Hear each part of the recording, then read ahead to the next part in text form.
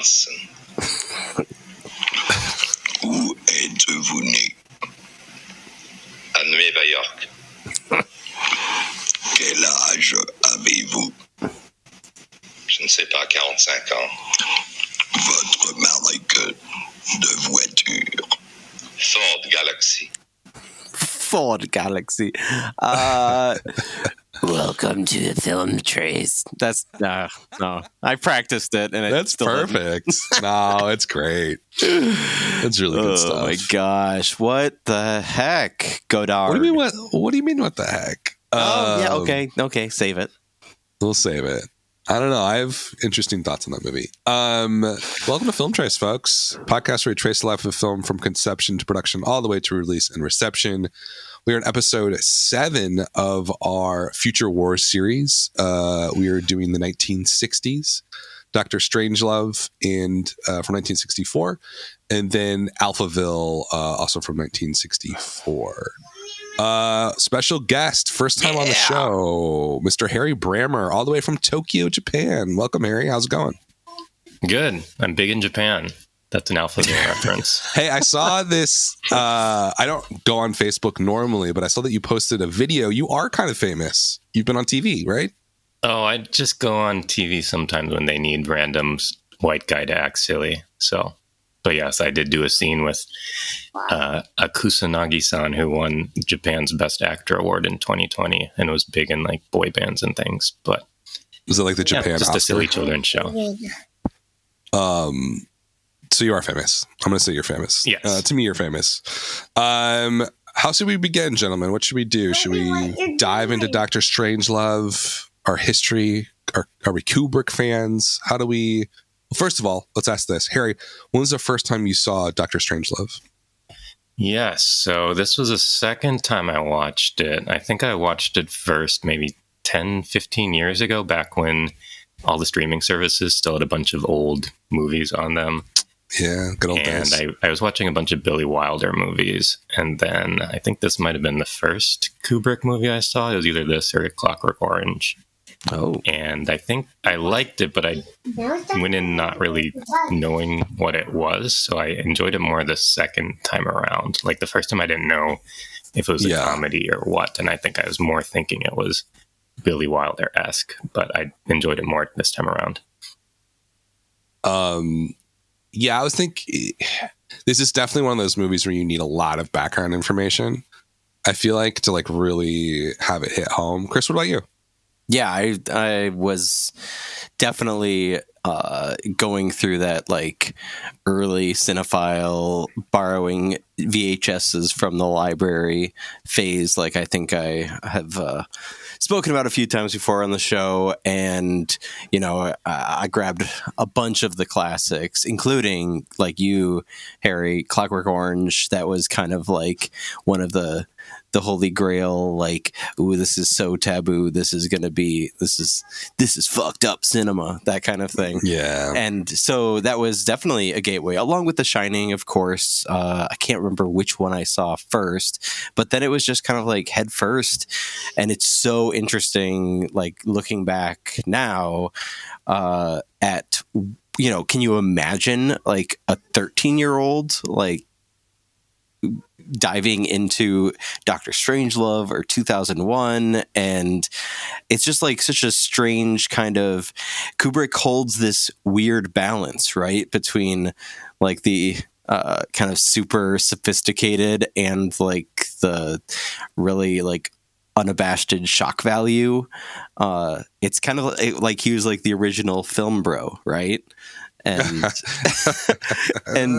and I think that when I saw Dr. Strangelove at like 13 or 14, and so little of it like stuck with me, it became this kind of thing where, I don't know, it was one of the earliest memories I have where I'm like, I bet I'll watch this when I'm a grown up and I'll like it more. One of those moments, right? Yeah. This is also, I did not become like... It's so funny because like when I was growing up, my sister is the reason I'm probably mostly in the movies, because she was like really into like everything. She would record everything off the free HBO weekend, and we had this like huge library of movies in our basement. so I was into like blockbusters and stuff like that. I was not a film person, I wouldn't say, until in college. And then I would like lock myself. I did not have a very strong social life at Wake Forest. So I would lock myself essentially in like the library basement and just watch like really interesting movies. And this is one of the movies that I watched. And it blew me away. Absolutely blew me away the first time I saw it. I was like, this is one of the best things I've ever seen. I was hyper like political at the time. So it really resonated with me a lot on the first watch. And, you know, watching it again, a good 20 plus years later, it's just amazing. It's an amazing film. It's a bizarre film. The style of it, I was trying to think about this. I don't know if we could toss out any ideas here of what would be a similar movie to this. Maybe Network pops to mind. Like a laser guided satire that's also just like a really good film. I don't know. You guys have anything pop to mind as what else you could pair this movie to? It's really strange because I see the Network connection satirically, but Network also works as like a straight drama, right? True. Yeah. And here it's like the comedy's at a very particular pitch that it's so obviously comical.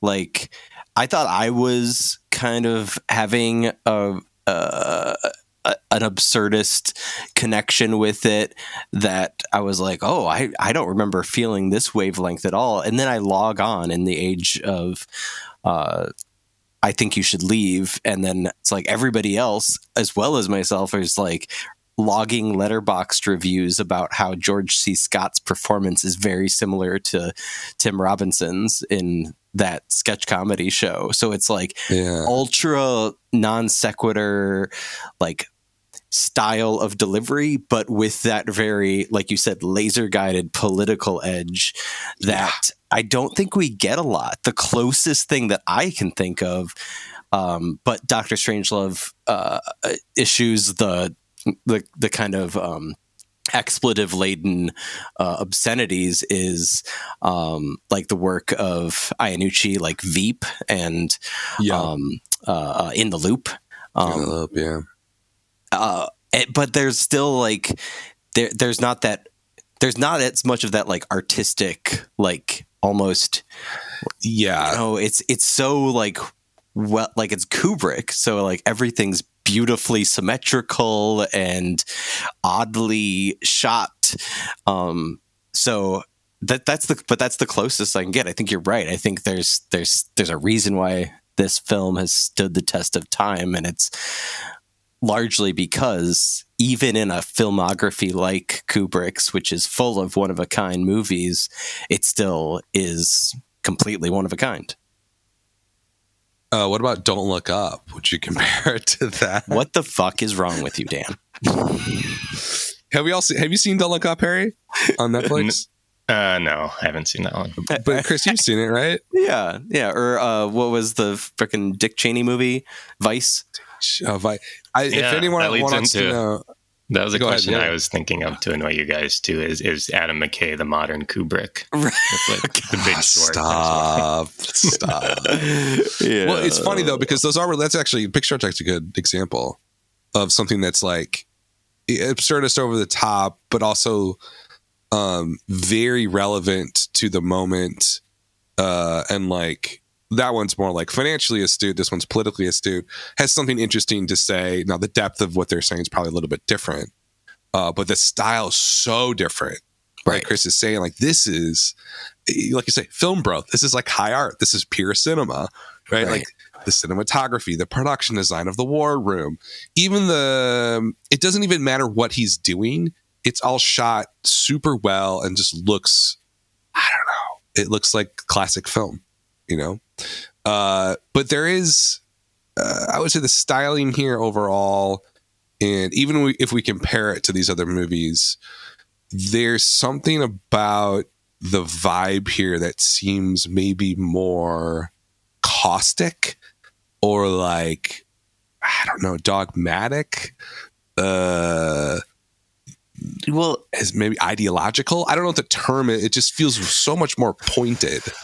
right. than like other satire that I've seen. Like specifically, it's like Veep and stuff like that, which is a great show. Don't get me wrong; it's funny.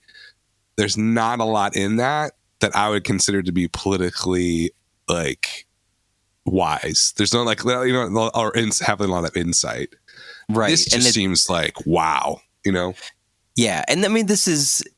I mean, we have to talk about the elephant in the room. That this is like going.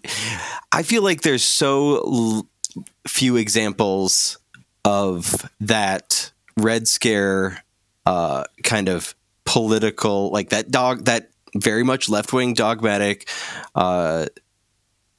result of like New Hollywood and all of that happening between the 60s and 70s that was just outrightly funny. Like that's the thing that like sticks with me, especially watching it. Yeah, I mean, I've watched it a couple times since I initially saw it in my early teens, but I don't think it probably isn't something that really comes across as I don't know, like the thing that is different here it's hard to look at this in any kind of vacuum, but we're looking at it from the perspective of these future war movies, right? This is our season on movies that consider a future where war happens, and so much more often the angle is taken into science fiction, and this is like one of the only ones of the bunch where the science part is taken out, right? Where it's just straight up like we're in the midst of all this paranoia in the 60s. You've got not only the Soviet communist fear, but you've also got the Cuban Missile Crisis, right? And here is a filmmaker, and he initially wanted to make a dramatic thriller, right? He had the book he actually optioned the rights for that led to the creation of this movie. It was called Red Alert, and and what is it like? How did we take that left turn? Because I think it totally like changed the way that we dealt with politics in popular art. Because I think until that point, like you're right, like Network was the closest we got to like that kind of pitch black comedic look at the way like society is fucked up, and this is the one where it was just like it must have been pretty taboo. Like, it's also the guy that made Clockwork Orange and 2001. Like, how could he just made Lolita before this? 2 years before this was Lolita, which we covered on our Risque Romance series. And I think that there's like there's something. I'm curious what your guys' thoughts are watching this in the context of our current political climate. God, yeah. Because I know that's going to open up a can of worms. But like, why is it that, like, I can't imagine being in 1963 and seeing the Cuban Missile Crisis happen and be like, I've got an idea for something funny. But like, that's the way our world operates now. So that's one of the another reasons why this movie's become timeless, right? Yeah. I don't know, Harry, what are your thoughts on that? Like, does it ring true to you, the absurdity of what's going on here? Does it feel realistic, and I don't know. What do you think? Yeah, I think stepping back a bit, like, I think you guys will get into it, but like the history of this movie and how it kind of oscillates so much between comedy and drama. Yeah. Like, I found this one blog about the original scene at the end of the movie, and just like how differently it's written. It's very like straight. I guess the bomber plane scenes in general are much more straight than the other ones, but just like super straight. Even gets into a little bit of race politic discussion with the James Earl Jones character and the Slim Pickens character. But then at the same time, there's a famous alternate ending scene that's a pie fight in the war room. So just like, and it was also interesting to read like how much of the lines were improvised as well. So I do wonder what the thought process was going through it. And then I don't know if any of you guys looked up like the trailer for this movie that's on YouTube, which I assume is the trailer that they showed in movie theaters. But yeah, that also makes me think like, what were audiences thinking at the time? Because the trailer is like super aggressive, lots of quick cuts. You can't really tell what kind of a movie. Does it play up the humor in the trailer? It doesn't play up the humor at all. Really? And like, yeah, in comparison, like, I don't know if you guys have show notes you can link to people to watch afterwards. But yeah, it's definitely interesting because it's very aggressive and almost seems like it would fit more with Alphaville than it would with this movie. Interesting. Yeah, go ahead, Chris. This feels like one of those movies where, and we've used this term so much on the podcast, but maybe it'd be interesting to go back and see which movies we've used this term for, where it's like lightning in a bottle, right? Where that's one of my favorite terms, Chris. you have like all these weird like factors coming together, and I can't imagine also, just like I can't imagine like finding the comedy in this kind of world that they were living in at the time. But I also can't think about it from like the financiers' perspectives, the executives' perspectives. Like there were so many instances already, you know, of Kubrick having been known for somebody that was not going to do what any like studio tells him to do. And then you get this as your final product and you're like, all right, I guess we'll throw it out there. Might as well trick people into seeing it because nobody wants a movie that, you know, makes fun of those of us that are scared of nuclear war. Well, I think the one thing we have to, like, the context of him making this movie, it's 2 years after Lolita, which it did pretty well, but it's also 4 years after Spartacus, which is, you know, huge movie, big budget, very successful. I think I got like 4 Academy Awards. So I think he had a lot of cachet going into this, where it sounds like gave him a lot of leeway.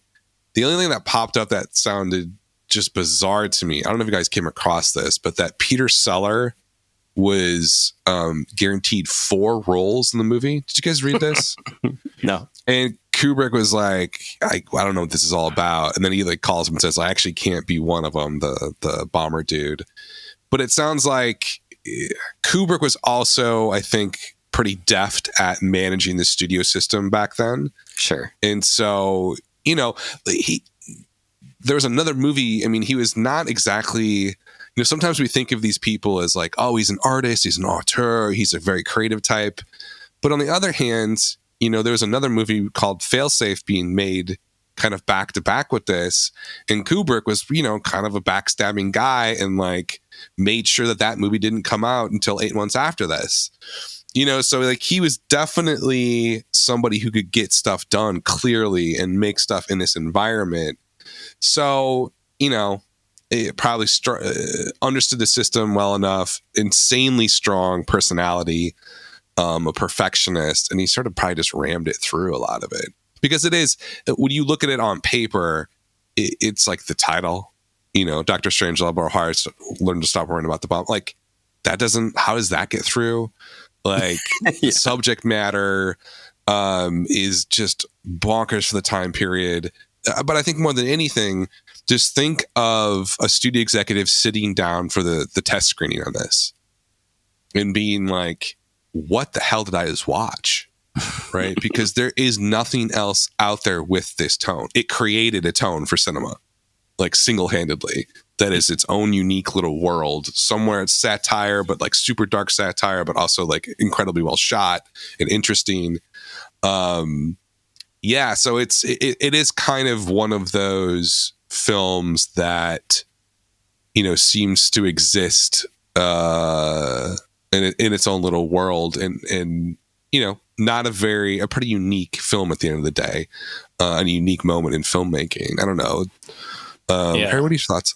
What do you think? Yeah, and in terms of the backstabbing, like when I was reading more about this movie, like this movie is famous because Kubrick told George C. Scott basically that all the scenes he was filming were just practice and to go over the top with the comedy angle. Oh, really? And then he used Don't worry about it. Yeah.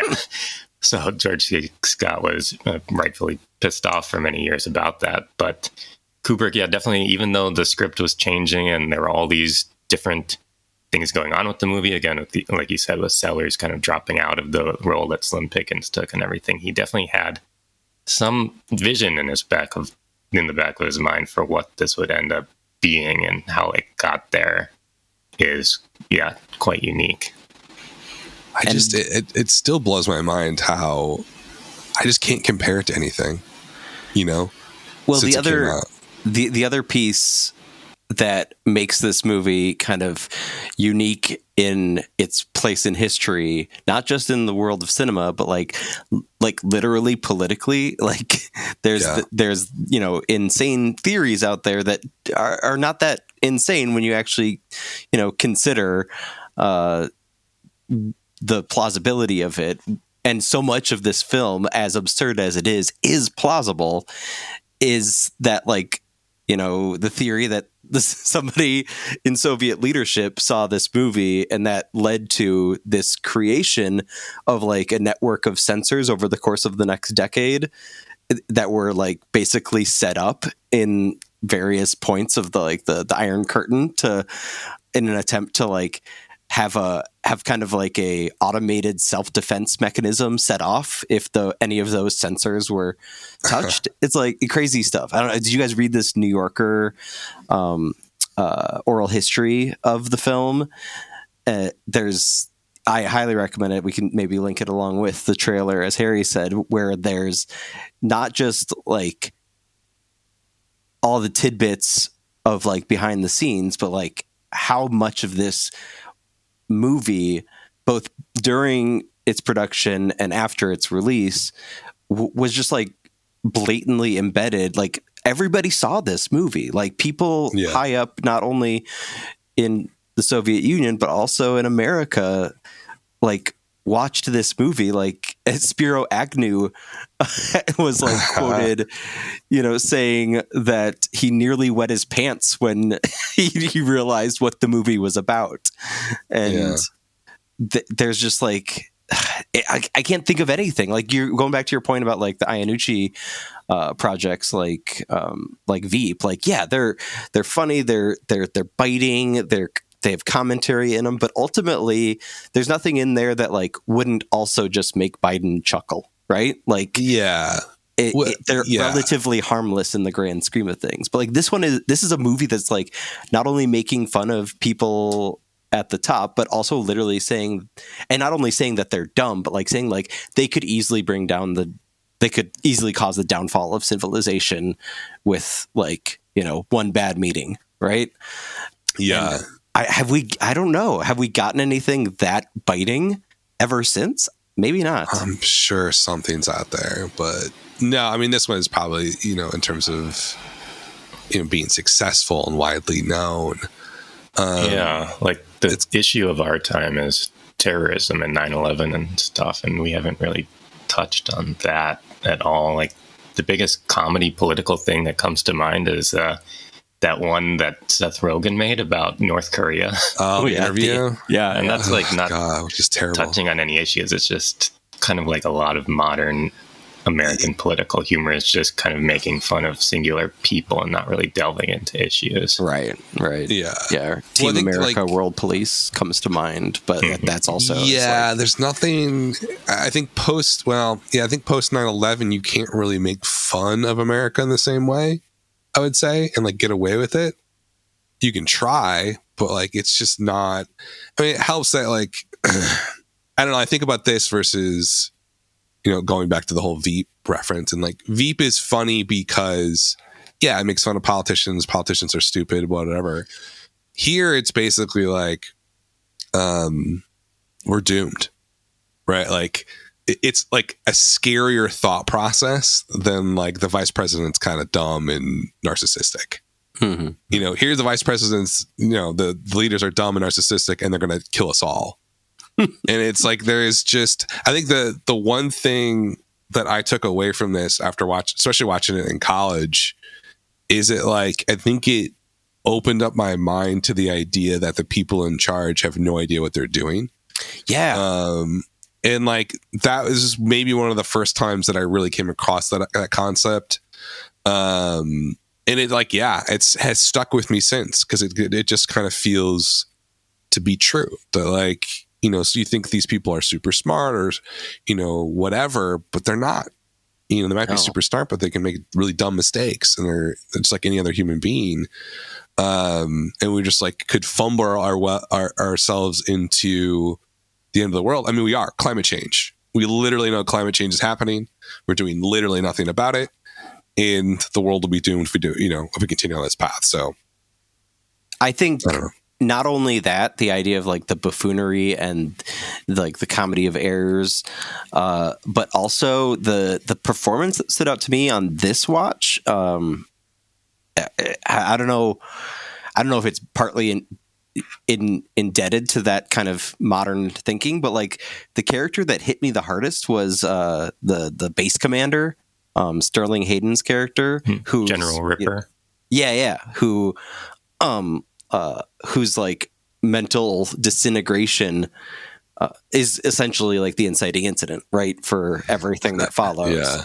And that hits so much different now, because like not only does Sterling Hayden like play it with this kind of like straight-faced, very dry kind of mannerism, but he also like everybody's losing their mind. Like I mean, my wife and I joke a lot about how like, you know, after like COVID gave everybody brain fog, and like everybody's a lot even dumber than they were beforehand. But like, that kind of like real suggestion that like just like being a commander of an army base, just like the very notion that the military industrial complex can lead to this kind of literal insanity, is also just as biting, maybe more subtly, but just as insightful and incisive as the suggestion that like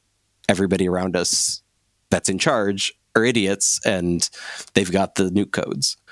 And that's something, especially with his whole thing about like the water and like fluoride in the water. Like fluoride, like that feels we hear so that every day now with QAnon on people. Right. The COVID vaccine has microchips in it. All that kind of stuff. Granola moms, yeah. Actually, in Japan, fluoride is still an issue where they don't want it in the water supply because dentists were against it in the 80s or something. So there's way less or no fluoride in water in Japan versus the US. Wow. And they don't do it at the dentist. Sorry about your teeth, Harry. All right. I can buy new robot ones. Robot teeth. AI veneers. But yeah, I mean, I think that's like, there's so much in this movie where it opened my mind to a lot of different things, like conspiracy theories and how groupthink works. You know, one person says something, they're in charge, everybody else just follows it. And what's interesting about that too is like this feels like better than almost like there's obviously numerous historical events that you could look at for this to get examples of groupthink happening, but like this almost feels like a better lesson than any of those, because it just seems, I don't know, there's something about it that just seems so absurd, and which is exactly what it is at the end of the day. And we got someone like, you got someone like Trump in office, and the people that follow him, the people that he put in charge, and like this seems tame compared to what's actually happening. Let us not forget that Trump wanted to nuke a hurricane. Oh God! Remember this? You want to send a nuke at a hurricane? I mean, that's beyond satire. Can you spin this into a Jay Leno monologue? You guys hear about this? But yeah, I mean, it's just, I think that's it also kind of feels, I don't know Kubrick's, I haven't seen all of his movies. I've seen a lot of them, but not all of them. This feels kind of like something a little bit on the outside of his normal stuff, right? You know, there's an interesting interview with his daughter, Katharina, where she recalls being young and Stanley, her father, trying to like figure out what to do with this movie because he was glued to the television set so much with palpable anxiety, just as so many people in the Western world were.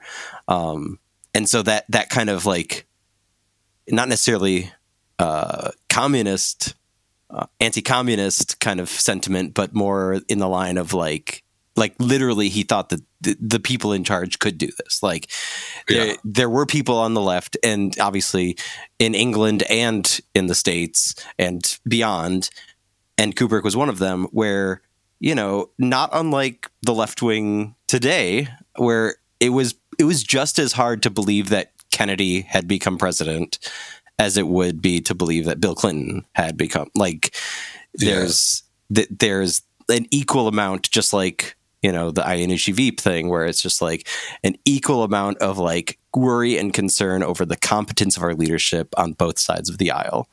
And that also kind of comes through loud and clear in Dr. Strangelove, which is, I think, just as important as any other kind of political satire. It's so easy to like, I mean, I think about, you know, what happened with The Daily Show, for instance, you know, when Obama was elected, and then it was like, you know, how do you make fun of, you know, the first black president? And here it was like it wasn't as tricky perhaps, but it was definitely still as, I think, honestly pretty revolutionary for like a wide release film to somehow be able to take the Republican versus Democrat aspect out of it and still make it believable. Like, I don't know, did you guys get any kind of like sense that this was I think it easily could have been a conservative or liberal government represented here? I don't know. What do you think? Do you feel it was like pretty neutral?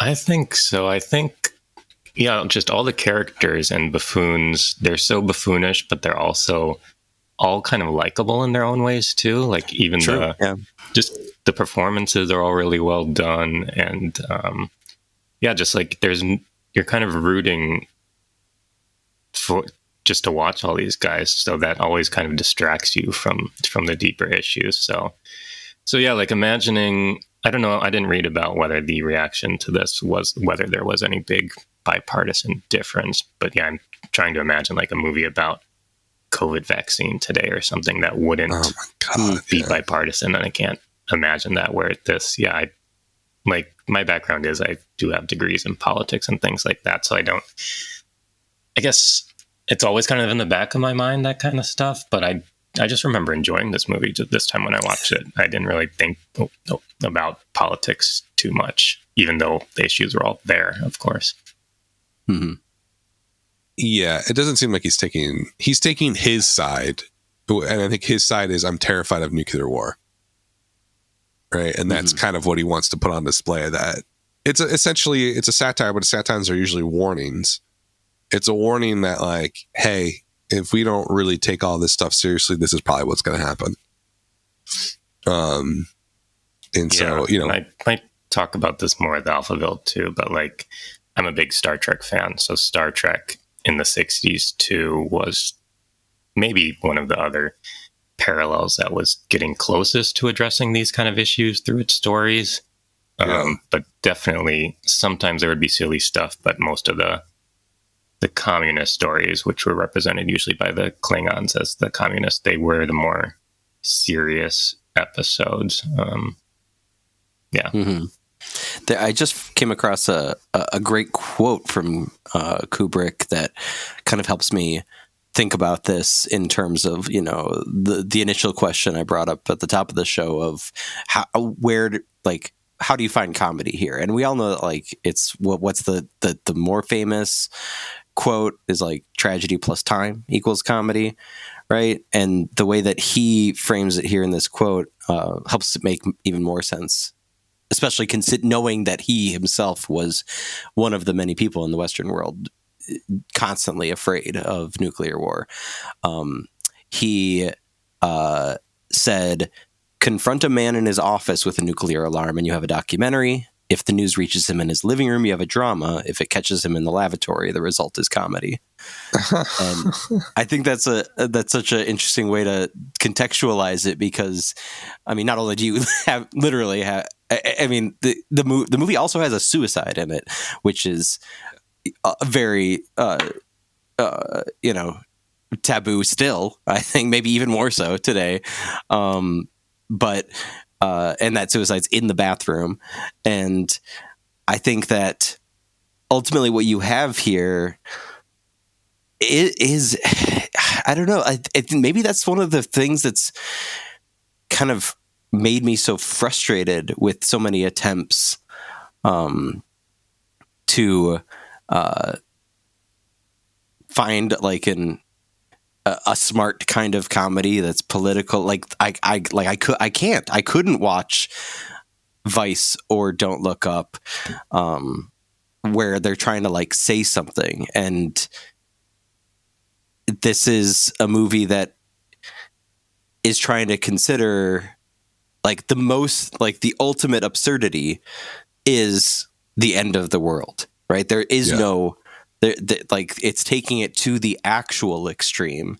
There was apparently also an early screenplay draft that had aliens observing Earth after a nuclear holocaust as like a coda to the film, where, I'm glad they didn't put that in there, but it kind of goes to show that, I mean, even with 2001 and A Clockwork Orange, like the same argument made with Kubrick, and film Twitter is ablaze now with the whole Stephen King versus Kubrick Shining drama again, where it's like, this is a filmmaker that, like you were kind of alluding to earlier, Daniel, that he has like this very auteurist sensibility, but he also like just... He also is very attuned to like the extremes, and like how cinema is like one of the few kind of art forms where you can go to that extreme. You can end with a floating fetus. You can have like a gang rape at the beginning of a satirical British sci-fi movie, and I don't know how he gets away with it, but he consistently did. And then his last movie, it ends with Nicole Kidman saying, "Let's fuck." Spoiler alert. But but there's this consistent through line of like, I don't know, maybe this conversation is making me realize just like how funny Kubrick is. And he wasn't always. Like, I do still think Lita was a misfire, even with Peter Sellers in it. I don't know. I mean, I find Kubrick to be more I'm more passionate about his movies that teeter on that edge, like Dr. Strangelove, but also Clockwork Orange, right? Like, that movie is just bonkers and bizarre and completely over the top. Compare that to something like The Shining, which has its moments, or like Full Metal Jacket, which is like serious as hell.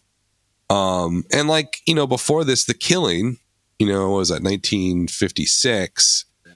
Again, I'm a huge noir fan. It's supposed to be this amazing noir film. I'm kind of like to that, because it's like a very straightforward, sterile movie. Not the shooting or anything. I mean, it's beautifully constructed, all that kind of stuff, but like the vibe itself and tone is sterile. It just doesn't sing as much as like something like this does. I don't know. Should we dive into Alphaville? What? And we got a segue? What's a segue? No, I don't. Segues, come on. We're at like 100 episodes. We're beyond segues. So I will say, whereas Dr. Strangelove has very likable characters that pull you through the story, I struggled with that in Alphaville. That's Alphaville. Okay, so Alphaville, 1964. I came across this. Anytime we do these series, so Future Wars, I always want to find films that like are either not well known or not in the popular discussion about it. And I just dug and dug and dug. I couldn't find anything. Zardoz is another one where I found that I was like, this is kind of on the edge of something. Alphaville is definitely one of those films which is not super well known. Had you guys seen it before, knew about it? I had attempted to watch it when I was, God, this sounds terrible, but when I was like really in a Godard phase, shortly after college.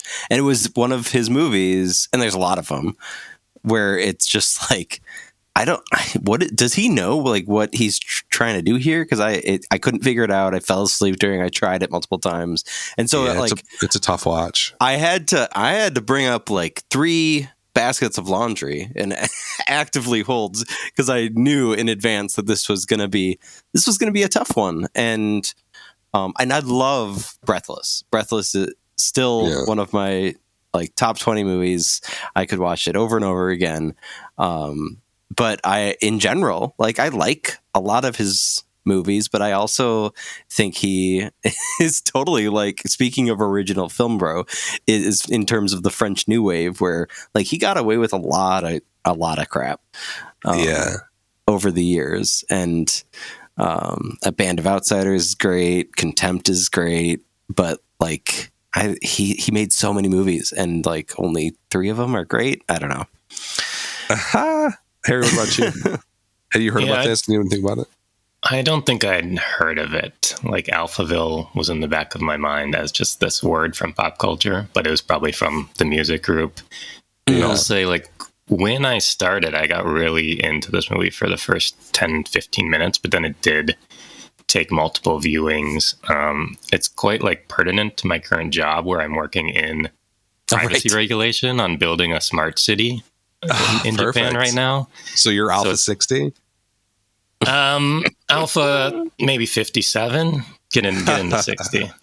Yeah. But like, there's a lot of stuff that was super relevant, but then it just gets sidetracked down these weird things, like the whole scene where he's witnessing like the philosophy classes or the indoctrination classes.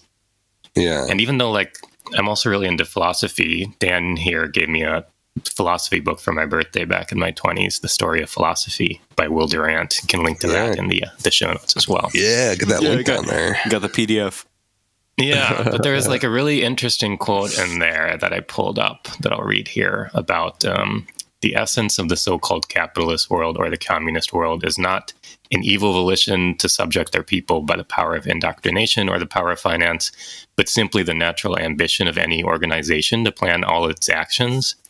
So that got me interested just in like, kind of this theory about nothing being evil or having evil intentions. It's just everyone, moving towards trying to organize stuff ends up going down all these paths that end up going bad places if you don't monitor them. But then at the same time, like that same scene, even it just starts rambling more and more philosophy, and like the conclusion of the movie is just kind of like love conquers all, and it's I don't know, it's just kind of it's all over the place, and like the robot voice that you did at the very beginning, like I'm very sensitive to even in podcasts when the audio for the ads gets louder and stuff too, and that robot voice like was really hard to really great. Even though I know it's an actual person using a voice box and everything, but just I don't know if it was the mixing on the version I was watching or what, but it was a very tough watch. How'd you guys find this movie? I had to like buy it on YouTube or something. It's hard to find, I thought. It's available on Amazon Prime Japan, but I don't usually buy on there because they don't have good language options. So it probably would have been like French with Japanese subtitles. And I wanted English. So I found other ways. The end. End of You know what I'm going to say, Dan? What's that? The public library, goddamn. Oh, yeah, you're in the library. Did you find the DVD? Yeah. Oh, man. That means the government yours knows that Chris has watched this. Yeah, it's true. I will say, like, it's a mixing thing. I actually think the omniscient voice is purposeful. I think that I agree it's grating, but I think that Godard's like, I think he like Kubrick has this kind of dark sense of humor, and I've always took it as that it's supposed to kind of be like this other level. Like I wouldn't be surprised if he mixed it that way because he wanted it to feel like you were constantly being like it adds to the omniscience of it, right? It's just like you're not. It doesn't sound like you're actually in a room like a boom mic would make an actor sound like that. It's on top of everything because it's supposed to be on top of everything, but it doesn't make it any less enjoyable to watch, any more enjoyable to watch. Right. Yeah. Like I liked the choice, but it made it hard to watch. Yeah, it's tough to get through. I was excited. Based on paper, I was like, oh, this is going to be great. I'm going to love this. But it was, it's a really tough watch. I mean, the first 10 minutes, I mean, instantaneously, it's like, I have no idea what's happening. And like that feeling never went away the entire time. I had to look up plot stuff multiple times to figure out like, who is this person? Why are they doing this? You know, I don't speak French either, so it's probably I'm losing something in the subtitles. But a lot of cool, I mean, interesting ideas though. I mean, that's kind of, is there another movie that like back in the mid 60s that is this anti-computer, anti-AI message? Is this feel like one of the earlier ones? I don't know. What do you got, Perry? Yeah, I don't have a movie, but I have a 1967 Star Trek episode called The Return of the Archons, which is basically the exact same story. So it's got to be pretty early, right? There's probably not a lot of other examples. So in that sense, very forward thinking, right? Yeah, and I think it was more interesting to watch in 2023 with the AI discourse as it is now compared to like when I attempted to watch it several times back in, I don't know, 2007 or whatever. I think that that's kind of what Godard trades in so much, right? Is the thing that like actually felt the most interesting to me was not just the thematics, but specifically the dissonance of the thematics with like the attempt at style, where it's like, you know, he's almost like he's making fun of himself a little bit, where it's like this is supposed to be like a futuristic place. It's like the outer lands, like this is a different galaxy. Like, no, this is fucking downtown Paris. Yeah, it's just Paris. There's no sets. There's no production design. It's just Paris. Right. And so like that kind of, I don't know, lackadaisical approach to science fiction is fascinating on like a aesthetic level. But I think that the reason that it kind of doesn't really congeal is not just because it's boring, but when you try to do that, when you try to like add a kitsch value, an ironic take on it, you're inherently gambling. And one thing I watched on the DVD I got from the library had like a little extra like introduction to the film where it's just like this British guy sitting in a movie theater talking about the movie. Perfect. And the funniest thing was he's like Eddie Constantine, who plays, you know, Lemmy, whatever, the main Lemmy detective. Caution. Yeah, Lemmy Caution. He's like, Eddie Constantine tried to make it in Hollywood, but couldn't, and became an expat in Paris. And critics thought he was very bad, and that's why Godard chose him for the role. Jesus, love it. I read more about that character after, and it's just kind of bizarre. Like that Lemmy Caution character is an American character written by a British author, but he only ever appeared in French films. Right. Yeah, it kind of reminds me of that character, Leonardo DiCaprio's character in Once Upon a Time in Hollywood, doing like Italian films. Right. Yeah. You know, you just kind of get put out to pasture if you can't make it. It's a bizarre movie, guys. I don't think I could recommend it. Unless you're like super, super into this, or, you know, want to watch every Godard movie ever made.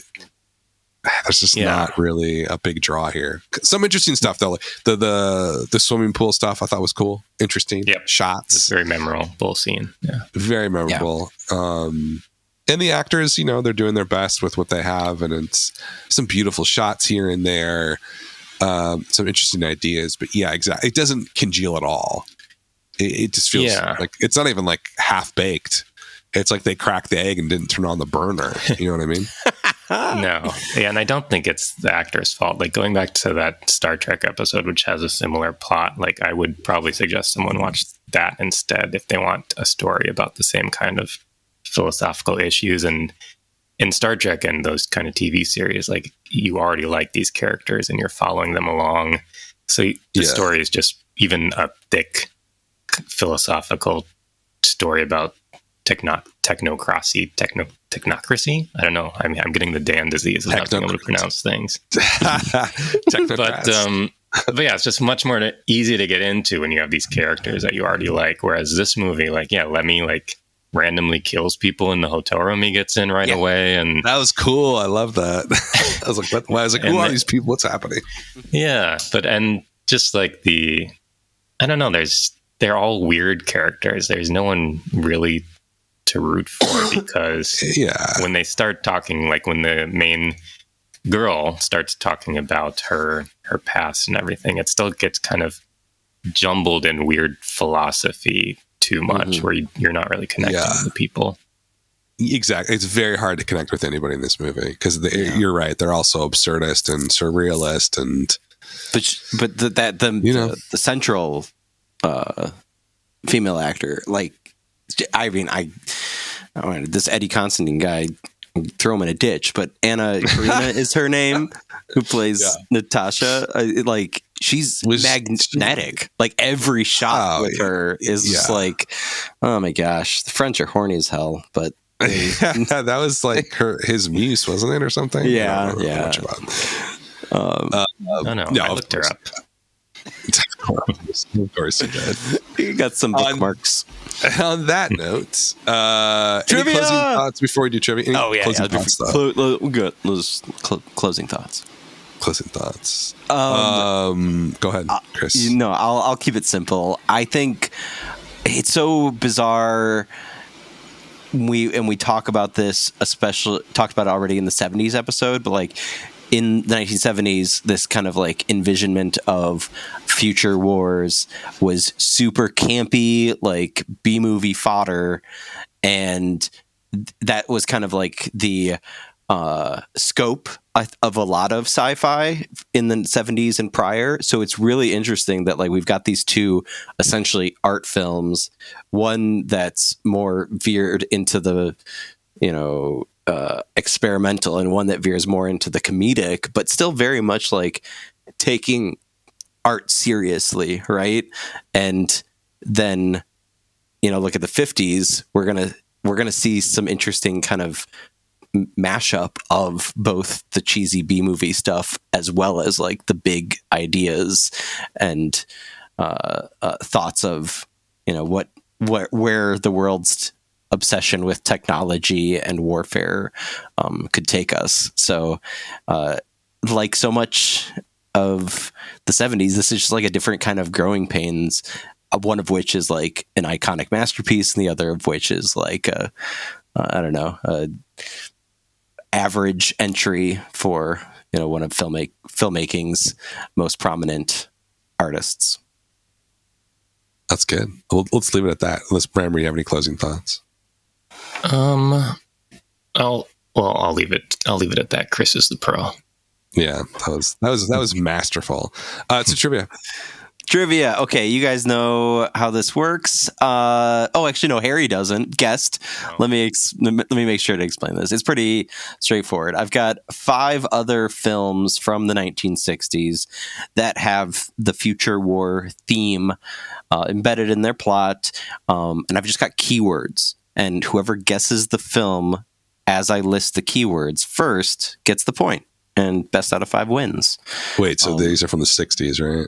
Yeah, these are all from the 60s. All, discuss future wars in that take that theme as literally or as figuratively as you like, but we've already mentioned 2 of them, so I'm going to start with those 2. All right, Harry, you ready to beat Dan's ass? I'm ready. Yeah, I'm more of a video game guy, but I got it. No, didn't you apply for Jeopardy pretty religiously for a number of years? Oh yeah, I used to try out for Jeopardy just on the online test quite a bit. Yeah, but all right. I failed, so I'm prepared to fail or succeed. My bodily fluids are ready. Yes, pure as hell. Okay,